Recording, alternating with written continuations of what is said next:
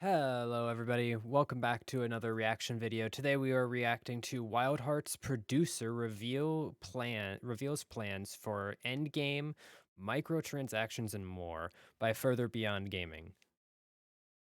So let's get right into it. Without further ado.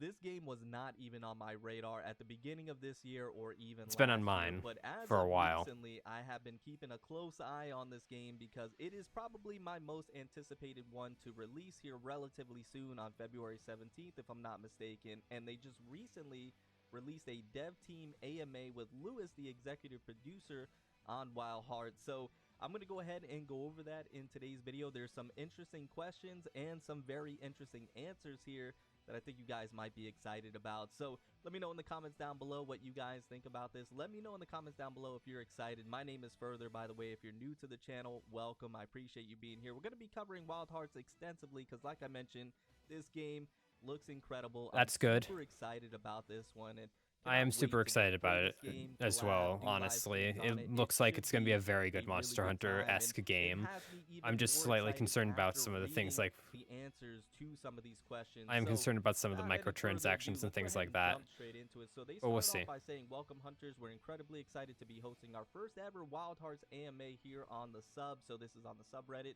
Today we have Lewis, the executive producer on Wild Hearts, with us to answer your questions, to share a bit more about Lewis. So it goes into a background on Lewis, Oh, that's cool. The executive can shoot producer from the for sky. I didn't know that. GTA Originals label, worked on games like Takes Two and Knockout City. So that's pretty prestigious right there, especially Takes Two. That was an amazing game. Didn't play it personally, but Never just heard of heard really good Takes. things about it. And now working on Wild Hearts. So this is pretty incredible. Let's go ahead and see some of these questions. I don't believe we're going to go through all of them, but I did want to touch on the ones that I found to be the most interesting. So the first question is, how many kimonos are in the game? If you're not aware, those are, if I'm not mistaken, once again, the monsters that are out in the world that you'll be hunting. Are there plans for adding more after launch? And they go ahead and answer this in reverse order. So one, they say yes, there are plans to add more kimonos after launch. And then we're a new IP, so this is the second part. We're a new IP, we'll have over 20 kimonos in the game at launch, as our focus has been on quality over quantity. We haven't revealed all of them yet, as we want to keep some as surprises. Nothing wrong with that, but we're in. Okay, before we get back to what he's saying here, I just want to talk about this real quick. How many kimonos are in the game, and are there plans for adding more after launch? Yes, there are plans to add more kimonos after launch. Well, obviously, there's going to be more after launch. I highly doubted that they were going to release a monster hunting game and just leave it at the 20. That would be stupid, especially if it performs well. You're literally just burning money at that point. Two, they're a new IP and it will have over 20 kimono. That's kind of impressive. In of itself. I'm a little worried. We haven't revealed all of them as we want to keep some as surprises. We're excited to see everyone's reactions to our full collection of kimono when the game launches on February 17th. I will tell you this much, even if I don't play the game immediately, I will probably, if somebody's going to upload the intros to all of them, and I'll probably react to that even if I haven't played the game yet, because in all honesty, Monster Hunter games, one of the most hype moments is seeing the creature for the first time. But the thing I really want to talk about here is this. Does the kimonos include only big ones or small ones too?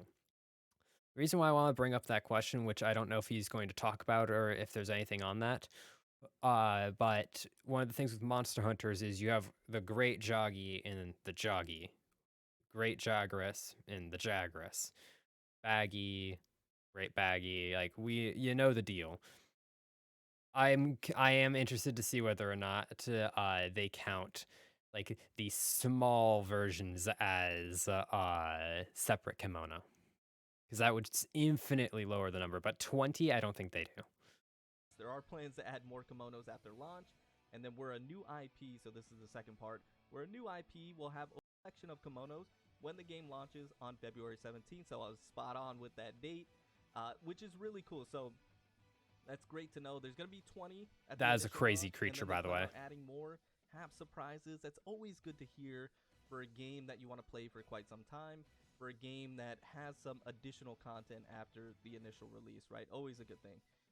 So moving on from there, does the 20 Well, that just kimonos seems to be the way that gaming's going in general nowadays, is getting more content after the game drops, which is nice. One of the things I'll say is, though, is games like Monster Hunter and Wild Hearts really benefit from that style simply because they can add additional monsters to keep the game alive. And then when they add an additional monster, they can drop like a $2, $3 DLC for like some cosmetics or emotes or something like that, like Monster Hunter does. And then people are going to be like, oh, well, I still get fun playing out of the game. Oh, I'll give them some more money. It continues cash flow, and it also makes it so that later they can just drop a big DLC with even more monsters, and people are like, "Oh, I played the crap out of it with a little bit of free updates. So yeah, let's go pay for the next big one. This is gonna be so much fun." It keeps people interested in the game. It keeps the games alive. Our 20 plus kimonos are all large in size. The deer and rabbits from our trailers don't count as kimono in this context. Good. include only big ones or small ones too? So this is the next question from Arc Angelo. I could be mispronouncing. I do apologize. They go on to state our 20 plus kimonos are all large in size. The deers and rabbits from our trailers Oh, don't count that's as kimono oh in great. this It's a context. freaking So very good to know there. Zenogre, All right, now but moving on to the wind. next question. They say, That's "Hello, Lewis. sick. How do the permissions and multiplayer hunts work? Can visitors interact with the host non-combat katakuri? Can they destroy or add their own?" I think that's super important. "How do the kimono scale in multiplayer hunts?" I think that's important as well. "Are the servers separated by continent/region, or can we play with users across the world?" These are fantastic questions, in my opinion, and I think a lot of people Are have we the gonna same see the? questions. So Are we gonna they see go on the to state, answers? "Hello, yes, visitors to your world can interact with your katakuri and build their own in your world. Only the world host."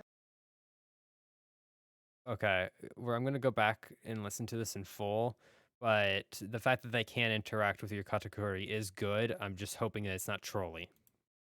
Questions, in my opinion, and I think a lot of people had the same questions. So they go on to state, "Hello, yes, visitors to your world can interact with your katakuri and build their own in your world. Only the world host has the permission to proactively destroy katakuri," which Win, win, win. They can interact with them if you've put them up. That's a win. They can build their own. That's a freaking win. And only the host has permission to destroy them. That is a freaking win. Those are wins. Very much so. is a great thing to know. It has been designed specifically to avoid that kind of potential toxic behavior in multiplayer, which is what I was thinking. Now, the game difficulty will dynamically scale up and down depending on how many hunters are present, which is pretty, typical per the norm. Yep. If someone joins, the challenge bumps up. If someone drops, it goes down. Our multiplayer infrastructure is to peer based. You can play with players all over the world. Fantastic. So Good. great stuff there. I think that was a fantastic I don't know if I answer like and it being something peer that to once peer though. again That's a little sketchy. But okay, I think Monster Hunter's technically peer to peer as well. I might be wrong on that. But peer to peer can be good and peer to peer can be very, very bad. So we'll see. people had questions for. Moving on to the next one, they say, "Thank That you for thing just doing this. dunked I you. thought it was great as well. How is the team looking to balance aerial versus grounded combat? It appears right now aerial moves are generally dealing a lot more damage. This is probably coming from demos that they've seen, gameplay that they've seen, and it's probably warranted to think that." So That they thing go on does to so much answer, damage. "Great question. We feel all 8 weapons in the game have been well balanced to be viable in all situations. Player skill and mastery of the Good. weapon types will come into play here." So your skill level and mastering certain weapons is probably going to trump or dictate how Cap. Cap, cap, cap, cap, cap. There is no way that they're all going to be balanced. And he didn't say that they were all going to be perfectly balanced. He said that they felt that they were balanced. Fair on that. But the fact that a player's skill and abilities are going to decide, every game's like that. There are people that play World of Warcraft that can't do a one button rotation in raids. I've watched it on live streams. It's freaking hysterical. And then there's people that play fighting games that make you question what they're doing because they just landed a like 47 hit combo that required them to juggle their fucking controller. So like obviously skill matters. The question is, how important is the skill mattering? Is there something that's just going to be like turn your brain off and you still can win the game? Because the fact of the matter is, people tend to go to what requires the least amount of effort to get the most amount of benefits when it comes to grinding in games. So when I say cap on what they said, I mean it in the fact that somebody is going to find something very stupid and broken, and everybody's going to exploit it. And that's not a bad thing, but that is how it's most likely going to go. And I will gladly say if I was wrong, if that's not like that, if people don't wind up doing that, because that's the same deal. Viable the weapon is or how strong it appears. That's what I'm picking up from it. Obviously, they're probably going to have their own stats and things of that nature, and some might be more viable than others stat wise, but mastering those weapons will probably dictate, or your skill level with them will dictate how good they are per se, right? At least it'll Yeah, play that's in fair to say. as a factor. They go on to say, in all our playtests, we've seen the most powerful attacks have come from some of the more grounded weapons. I'm all about the maul personally. So they go on to state that Good. they've seen that the grounded weapons are actually doing the most damage, at least some of them. And once again, it probably comes down to your skill with them and probably comes down to how well you master them. But that's And interesting to playstyle see right there. That's awesome. Moving on from there, there's another question that and says, will creature. there be any types of NPC AI party members like in Tukadin? This was one of the main reasons Ooh, I love the game. Also, will we be able to customize a Karakuri loadout? Oh, that's interesting. I'm actually very curious about that. For starters, yes, you can customize your base Karakuri loadout for combat. that's Awesome. In cool. terms of NPCs, you'll meet the Sukumo. I hope I pronounced that right. I probably pronounced it wrong, but that's okay. Early in the game, who are little celestial karakuri beings that can be collected all across the land of Azuma, and you can choose one of them to follow you as an AI companion in solo play. That's cool. The Sakumo can also be upgraded at your camp to support you in different ways during Okay, your so they're hunts. Palicos. Some more Okay. customization, some more expression of differences there. I like it. That's really, really cool. All right, moving on to the next question. I'm curious if multiple kimonos will be spotted on the map, excuse me, at once, and if they'll interact with each other. That's interesting, like how monsters in Monster Hunter World can call each other or get into turf wars. Will there be similar interactions? The other thing I'm curious about are the maps, mainly how large they will be and how many different locals we can expect to see. Okay, there's a lot to break down there, but before we break that down, I will say I am slightly disappointed that they're like Palico.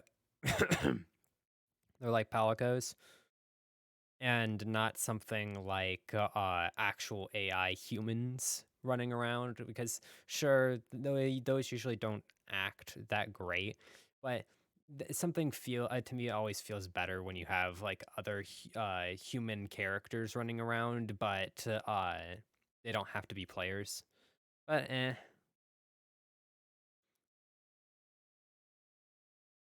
we are going to listen to the answer to this and then rewind and listen to the question so that I can hear everything. But let's see here. Very curious about this as well. That's a great question. Yes, it is a rare occurrence, but players will see kimono battling each other throughout the game. This is amazing. Okay, I'm not gonna get super hype about that because he says it's a rare occurrence, which I'm going to take as only a very select few can do it, and there's probably going to be a bit more scripted, but that's not bad. That's incredible, man. I cannot wait to see that. By the way, just a little background on myself. I've never played any of the Monster Hunter games, if you can believe it or not. Never a single one of them. So I am fresh to this whole genre. So everything's going to be brand new for me. So if I get excited about something that is pretty normal in this type of genre of games, that's why. Just to give you a bit of a background. They go Okay. on to state Azuma is made up of 4 large explorable areas that all represent a different season. We also have the Okay. hub city of Minato and some other places we are keeping a secret. They Okay. So there's reference, some I read something this else. previously earlier, just skimmed it. They reference secret a lot. There's a lot of things that I think they're going to be obviously keeping a secret, holding back, and not releasing right away. So that is leading me to believe there's going to be at least a good amount of content after the official launch, which is going to be I great hope in my so. opinion. I think that's always a good thing. All right, so we're going to move on to the next question here. Will there be a So way to they skipped over a lot of his questions, interestingly enough. But something I want to point out that just occurred to me when they mentioned a lot of content coming after the game. Monster Hunter does very well at keeping a game to be kind of almost like a live service, almost as if a live service.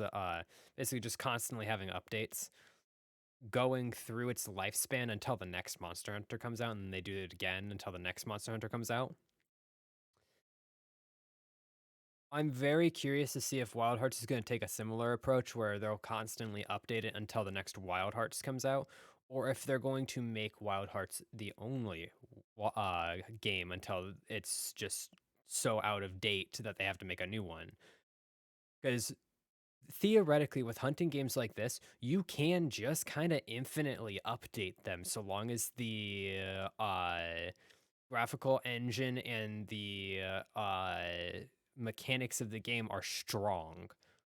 You could just constantly update and then get title updates to be the next game, essentially, like another $30-40 DLC for the game that adds a whole like 2-3 areas with a whole new story. You could do that technically. So I'm interested in to see which way they're going to go. way to modify your character's appearance, body, face, hair, etc. After creating it, yes, we have a katakuri for that. You'll be able to unlock and craft a unique katakuri Ooh, in the city of Minato that lets you do just that. Awesome. good. Um, Now, the next question is, will we get a demo for the game? So they go ahead and answer. Players with a subscription to EA Play or Game Pass Of Ultimate will course. be able to play a 10-hour trial of Wild Hearts 4 days early, starting on February 13th. Mark your calendars. If you have Of those course. subscriptions, you'll be able to play 4 days early. That's crazy. For a demo, excuse me. I don't want to make it seem like it's early access or anything. That's for a no, that is early access. No, it's a trial. 10-hour trial of Wild Hearts 4 days early. Okay, there we go. Jeez. All right, moving on from there. Next Okay. question: are there any status effects and/or ailments that can be inflicted on Kimono or to our hunter? Absolutely, they answer. Elements play Good. a huge role in Wild Hearts. Players in Kimono can be set alight, poisoned, slowed by ice, etc. It will be Ooh, so important ice to defend yourself slows. against a Kimono's core element with your armor and target their weakness with your weapon choice. So that's going to be really cool So to go it's the ahead same and as prepare Monster for the Hunter. hunt, Very good. knowing that Don't break with something Kimono that's you're already going after, done let's does say, ice, fine. for example. You can maybe deck out your armor and weapon for fire, obviously to counteract that. It'll be interesting to see how that plays out. And once again, I'm sure this is Well, prototypical if of the this creature does genre. ice, you deck it Once out again, with I'm not ice, not familiar, fire. but that's pretty cool nonetheless. All right, moving on from there. This is what I really was interested in. Any details for the end game? So they go on to answer. After completing the campaign, players will get a Okay. new quest to investigate a new, highly dangerous variant of Kimono appearing in the world, Tempered. Volatile Kimono. These powerful Yeah. kimonos will lead the player to an even more difficult tier of kimono that we won't spoil today. We are preparing a blog with more details about the endgame soon. The endgame systems and threats will continue to expand over the course of our free content updates. I mean, yay for free content updates. Like, I don't want to make this seem like I'm exasperated about free content updates. No, that's great, but it's tempered and arc tempered essentially. They had better. They had to better give different looking armor types. That was one of the only things that made a tempered and arc tempered even fun to do. Was getting was to hunt down the monster to get the crazy cooler looking outfit. And I don't mean just a new coloration, like do something like the arc tempered elder dragons in World, because tempered and arc tempered are were just frustrating in World. So I hope that the difficulty spike going into endgame for that isn't just bigger numbers. They hit harder. I hope it's not that, and they actually get new moves and actually act differently. But they're probably not going to. It's probably just going to be bigger numbers, which uh, I'm both okay with and not okay with. In all honesty, I don't really care. It's kind of tiring, and I've seen it done once before. But we'll see. Let's go. That's amazing, right? That's amazing. We always want that. We always want updates to the game, more end game, more things to go ahead and sink our teeth into, to enjoy. So this is amazing news, at least for me, anyways, in my opinion. And super, super excited about that. It got a great response. Amazing. So glad there's end game system. Okay, this sounds awesome. It's good stuff. It's really good stuff. Well, Will there be a obviously. guild feature where we make our own guilds or nah? I like how they said or nah. Currently, we have no plans for an official in-game clans or guilds. However, we can set a multiplayer session tag and share this with your wider group of friends. They will then be able to find each other more Okay. easily online to hunt together if some of them are not direct connections in real life. So, currently no plans for in-game clans or guilds. That's unfortunate. Maybe That's something that we not can look very forward to good. in the future, but That's definitely unfortunately something not that they need anything to change. immediate. So, we'll see. The next question, hi, could you please, please, please, three pleases, confirm whether the game has female design options for all the armor sets, like how Monster Hunter has dedicated male and female designs for every monster, or does all the gear only have one male design? I'm a huge fashion hunter, so I am absolutely destined to know. Please. Our armor pieces mix and match and customizable with different colors slash pigments? Finally, is the game online only and needs an internet connection to be played, or is it possible to play solo offline? Thank you so much for your time. So they're really harping on the design and the fashion and how the Obviously, character looks, it's important. which is reasonable, right? That's understandable. Unfortunately, we do not have separate female armor sets at this time. Sorry, but you will be able to mix and match armor pieces, and some of our armor allows you to alter the look to be more human focused or kimono focused. That's pretty cool. Not gonna lie, a little unfortunate about the female armor set, but pretty cool in being able to focus on the design look. The stats will change with these transformations too. Interesting. We'll also have the cosmetic ornaments that can be crafted and equipped to your armor for extra personalization. Yes, you can play solo completely offline. That's great. Thank you so much for That's the good. questions. Awesome. Oh, that's a big L, though. That's a big L. Oh, that's a massive L. Not having like separated outfit types. Like I don't even care that like it's not even so much about being male or female. It's more about like having different outfit types allows you to really customize characters and allow them to look the way that you want to. And not having that, that's gonna agitate people. They did say yet, though, so it is possible that they will eventually have it. And if they do, I do hope if they do release a monster that does have separate looks for male and female characters, I do hope that they go back and do it to all of the characters at some point to all of the kimono. I do like the fact that the kimono do have like a more human like and a more kimono like armors. That's a very good win. But the fact that there aren't female specific looking armor and it seems like it's going to be mostly focused on male specific armor, I'm okay with that. But that also to me kind of confirms my fear that we're probably going to be dealing with just armor. Like it's not going to be fun things that look more like outfits. So that's going to be very disappointing. And I'm going to guess that that's where they're going to monetize their game. Oh, they go on to say we will take your feedback on the female armor sets back to the team. So they'll really Good. look into it. Awesome.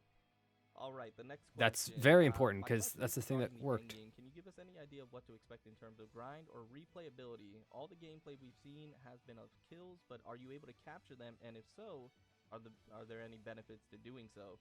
Thanks for coming. Check out the answer to the end game here. Oh, okay, so they refer to what they stated earlier. You're not able to capture the large kimono. That concept doesn't really line up with the story in the game. Yep. Oh, okay. There are small creatures in the world that can be captured as pets and give you special rewards via katakuri enclosures. You can pay for Good. them. Ooh, all right. So you get some pets. So that's awesome. And for the large one, it's just story related on why you can't capture them. So we'll have to So for see what now, that's all about. that might be All different right, moving later on to when the next they get question. I more free suppose one of the content biggest updates. questions out of the gate is what should we expect for the game's monetization? Will there be Yep, here we go. microtransactions? If so, what kind of items will be for sale? Great question. All post-launch contents will be free, including new kimono and more. We don't have any plans to feature MTX. That's amazing, right? That is very rare nowadays. Everything in terms of games is microtransactions. How can we further monetize after the initial purchase of the game, right, to make more money. That's what it's all about. They're saying everything's going to be free.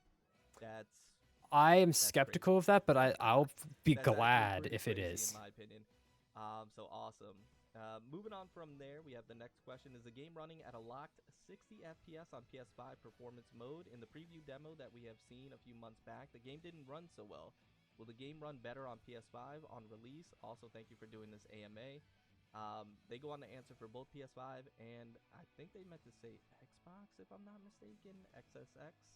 I could be mistaken. Wild Hearts offer a default performance mode, 1080p at 60 FPS, and optional picture quality mode up to 4K and 30 FPS. Gotcha. Okay. Okay. I'm gonna re-listen to that here in a second, just to make sure I heard what he said right. But first things first, XSX, that's Xbox Series X.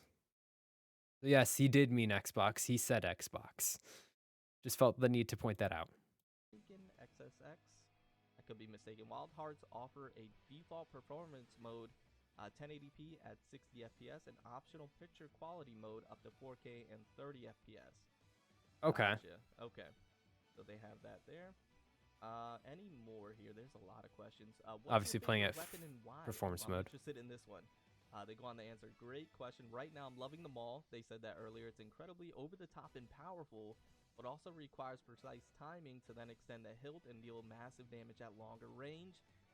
And then they go ahead and put bonk. I'm gonna have to look into the maul and see what that's all about. But that's interesting. Will there be a pause button if you play single player and or group pause button for multiplayer? Yes, the game will allow you to pause in solo play only, which makes sense, right? Multiplayer, you're not Fair. going to be able to just pause the game. But solo, that's cool. That's good to know. Any additional questions here that Bro, how'd might you miss be the thing's all of head? them? This was pretty incredible that they did this AMA. Yeah, so they do have a lot more questions here. Those are the ones that I really wanted to touch on specifically, and the ones that I found to be the most interesting and the most At some point, important. I might do But my they do own touch on other like things like reaction or the breakdown to the background of MA. the game in terms of the lore and the story where that came from. So if you want to read more about this, I'll go ahead and leave a link to it in the description down below, I might so you guys do can my go read own that look for through of yourself. that, Tons here. but Massive shout out to the executive producer Lewis for doing this AMA, answering these questions. I think that's incredible and great to see for the game. But anyways, guys, let me know what you. and thank you to our good pal here, further beyond gaming, for a very good video. Like obviously, I'm going to subscribe and like the video, which I'll be leaving a link in the description for you all to go and do the same. Uh, I will say this cleared up a bit of my issues that and a bit of my questions with Wild Hearts, but I am really let down by the armor thing. I'll be completely honest. That's a real letdown. But there were a bunch of wins that clearly outshine the armor. But I am very much like the person that asked that question. I'm a big fashion buff for games like this, so it does kind of hurt me quite a bit that it's doesn't seem to be having as much fashion as I was hoping for. But I was skeptical that it was going to begin with. I'm skeptical about the no microtransactions thing, but if they actually stick to that, then good on them. Uh, Outside of that, though, I hope you all enjoyed the video. This is Serpent Stinger signing out for the night. Peace.